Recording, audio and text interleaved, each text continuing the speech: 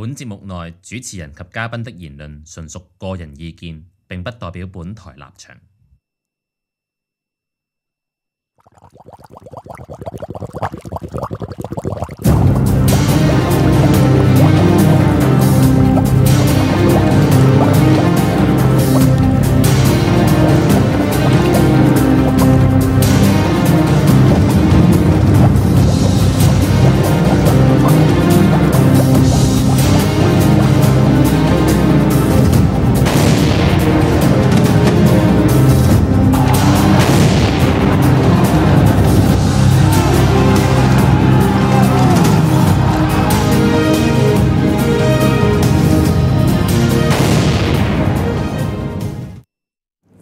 Hi, welcome back to the second segment of Boiling Point.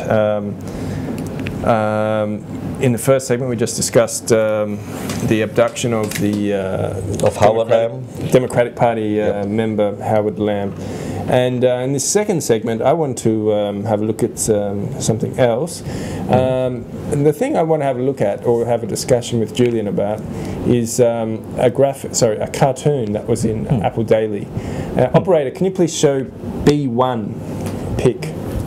圖 B1.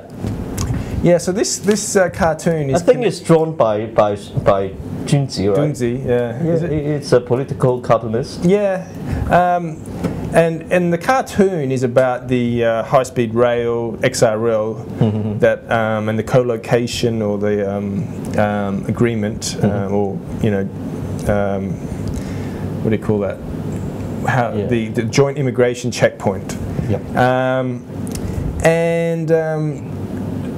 Who's pushing the carts? Well, it must be one of the, I don't know, secretaries. 袁國強, I think it's the袁國強. I've forgotten his English name. I think it's one of those top judicial officials. Yeah, one of those Hong Kong government officials, and you can see the Hong Kong is like tied down on a cart. But the thing that really struck me about this this cartoon, is the very different skin colours of the three characters, and you can see that the Chinese communist has very yellow skin, and you can see that the two others, the supposed HONGKONGERS, have like a kind of a pinky, normal skin color, pinky white coloured skin. So it's almost like suggesting that Hong Kong people and Chinese people are so different. They're like a different race. Which we know is kind of we can say they're a different ethnicity, because ethnicity is different from race. A lot of people want to confuse some people confuse ethnicity and race, but strictly speaking, race is different from ethnicity, because ethnicity is constructed. And race is like born. Yes, yeah. It's in the blood. Yeah, kind of. Well, yes. So, and Hong Kong people and Chinese people, kind of, if they're completely naked and shaved, and they'd have the same coloured skin. Well, there was this popular patriotic song in the 80s. It's like it's called I think it's called the Science of the Dragons. It's called 龍的傳人. Okay, that's enough. And thanks.我哋可以唔使 show 嗰張圖，唔該. And that song, there was this lyric which goes like 黑眼睛黑頭髮黃皮膚, which means black hair, black eyeballs, and yellow skins. But I mean, that also applies to Japanese and Koreans and Filipinos, right? To a certain extent. Yeah. So that's so I think Junji is making fun of that specific line, actually, because whenever you sing that kind of song, they're trying to categorize you into you're Chinese as well. Yeah. So don't fuck with China. Yeah. So that kind of idea. But we all know that there was this time factor when it comes to ethnicity. The Hong Kong people actually slowly drifting apart, drifting away from the so-called Chinese people. So we see the obvious difference in that skin color. Well, what I thought is perhaps the cartoonist is trying to say Hong Kong people are kind of part of the West, and Chinese people are Chinese people are yellow-skinned part of China. Because of the whitening. Because of the whitening. I mean, the 150 years of British rule, of course, didn't change Hong Kong people's skin color. But I mean, maybe the values or ideas are now more like in tune with the West or than Chinese. I mean, maybe this is what the meaning of this cartoons. Yep. Well, at least I mean, at least I think for a few years ago we were still not buying our way into favorable positions. Whenever we're trying to get a better job or whatever it is, but now all these corrupted officials, of course they're doing quite the opposite. Yeah. I mean, it's a degeneration. It's going the opposite direction. Yeah. But well, that's an interesting cartoon because we're like all tied up and shit, and we're just like handed over to all these communists, and then we to each other. Yeah, and then got butchered or whatever it is. And last week we discussed the Pepe the Frog in Apple Daily, and here's this cartoon in Apple Daily, kind of suggesting Hong Kong people and Chinese people are different. And this is in the environment of Hong Kong nationalism, and Manjuklun is quite popular, and it seems to be growing. It has become the thing. And even the pan-democrats now seem to accept Manjuklun, although they don't admit it. But they certainly. I think they're changing the direction in a rather subtle way. Yeah, exactly. It's like a bit by bit, slowly and without you notice. And they don't actually announce it, but you can just kind of see from who they are. It's like the planting all these seeds in your mind. Yeah. It's like they're letting people know that we've changed, but we're not going to actually say it. Yep. So that suggests, that is once more evidence that there is some type of agreement or a settlement between the Hong Kong nation advocates and the patriotic Chinese. So well, maybe they're sensing there's a change in the wind. Maybe they're sensing that well, there might be war, like close to our doors. Yeah. And that's why they're trying. If they're trying to save themselves, they're trying to distance themselves from those what we call Great China, that kind of Greater China, that kind of patriotic. Yep. That kind of Greater China patriotists, patriots. Yeah. Okay. Well. Now that's that, and I want to talk about population increase. It's one of my favourite topics. Operator, can Operator, can you please show pic B2? So I think the Hong Kong government just came out with statistics about population, and it basically shows that Hong Kong's population in the first half of 2017, is it?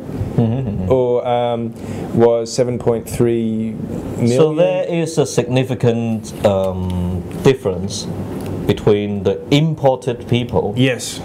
And the natural growth. Yeah, the point to make is basically 17,000 Hong Kongers left, and 58,000 mainlanders came in on one-way permits, meaning the population grew by,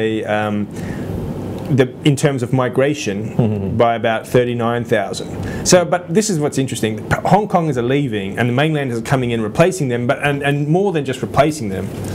So that's what we localists called a change of blood. Change of blood, basically ethnic cleansing.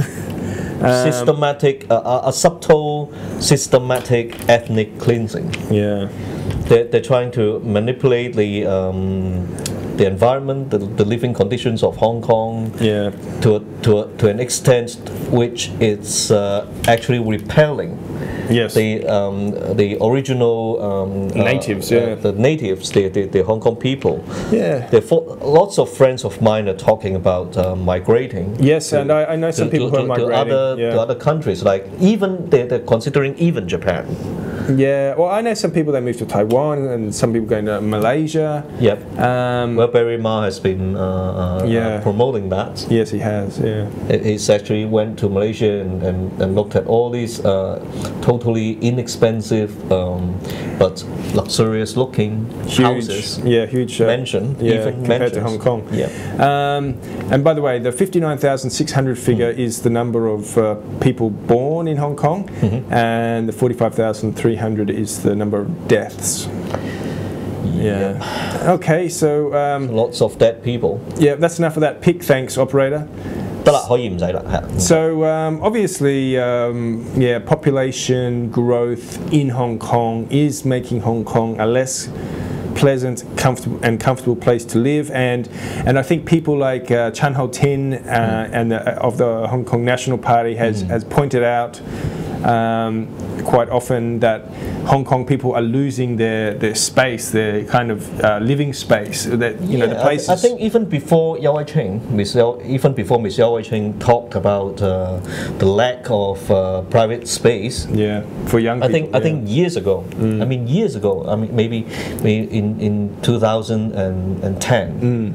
Since that, I think since that year, I've been hearing friends talking about whenever it's some festivals, maybe it's Valentine's Day, Christmas, and when I mean it's inevitable for the youngsters of Hong Kong to look for places for some private romance. Yes. And we have been hearing stories like, well, every time they go to those hourly hotels. Yep, love hotels. Love hotels. It's all full. Yeah, it's all full, and even those less expensive hotels, which or guest houses, I think they're all occupied by mainland Chinese tourists, and that's why. When it comes to population, well, it's really natural. No sex, no babies, right? Yeah. And if there's no place for people to make babies, so Hong Kong, what else do you expect? So Hong Kong people are kind of we're like being castrated. Yeah, like in a non-medical way. Yeah. It's which is really sad. Social engineering to get rid of Hong Kong ethnicity. Yeah, get rid of the Hong Kong nation. It's really hideous, subtle manipulation. And I think it's the same kind of policies that apply in northwest China or in Tibet or in Mongolia. Sinification, mainlandization is. Even the officials in the Hong Kong government, they're actually playing along with Communist China. I mean, if you want a higher birth rate, there should be some encouragements, right? Maybe like, I think maybe in Singapore or places like that, they actually reward you. Yeah. By in terms of money or whatever it is, or some allowances. Yep. And they actually encourage you to make babies. But in Hong Kong, when I think I'm pretty certain they know why exactly the younger generation that they're not into this. Yeah. But instead of helping them to get into housing or whatever it is, they're importing more mainland Chinese. And some friends of mine are actually telling me, we're not having babies, although we're married, because they're working like a dog already. And if they are having children, and if they don't have time for them to do their parenting. They have no idea what those children are learning in the schools. with all these brainwashing, with all these mainland Chinese classmates, you know, it's easier to learn the dirty tricks instead of, I mean, comparing with the better ones. Speaking of schools, there's all this news about ghost students at HONGKONG school. Yep. And there seemed to be, I noticed a lot of media attention about this, and I wondered why that fat headmistress. Well, I don't know much about her, but just from a broad perspective, like it seems that Hong Kong schools don't have enough students, so they're kind of got these phantom fake named, you know, fake students on the books, so they don't get closed down by the education department, and at the same time they're kind of welcoming, you know, these so-called double nose students who were born in Hong Kong but whose parents are from China and have no connection to Hong Kong. They just were born here because they want to get the benefits. They just gave birth in Hong Kong. And so maybe doing travel. And so probably they're like living in Shenzhen and commuting to the schools. So are these a connected phenomena? Yes, I've got a brother who's actually a school teacher, and he's been mentioning like since there is a significant lack of students because of these low birth rates, all these headmasters, all these headmistresses of these schools, because of survival, they have to maybe they have to lie to the educational facilities, the departments. And some of them actually do a lot of things to welcome all these imported students. And in this case, you mentioned it's actually a rather extreme case because those students are actually non-existent. Just in names, and they're trying to get all these allowances or all these financial supports from the educational department so that they get more money, and then since there's no student, they don't need to do any work.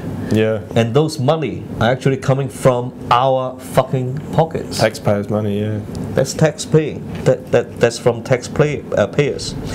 So that's really a messed up thing, and you can see how all the different problems in Hong Kong are connected. The schools are connected to the number of the school. The problem with the fake students is connected to the fact that people aren't having children. The fact that people aren't having children is because of the housing situation. Because Communist China wants only the land of Hong Kong and doesn't not want the people. The people. Got to get rid of the people. So that's what we're facing. We're out of time. See you in the next segment. Bye. 經錯過我哋精彩嘅節目，而家上嚟呢個網址就可以訂閱晒我哋8大頻道，付費之後仲可以重溫晒所有精彩嘅節目。記得要訂閱我哋嘅 YouTube Channel 同埋讚好我哋嘅 Facebook 專頁啊！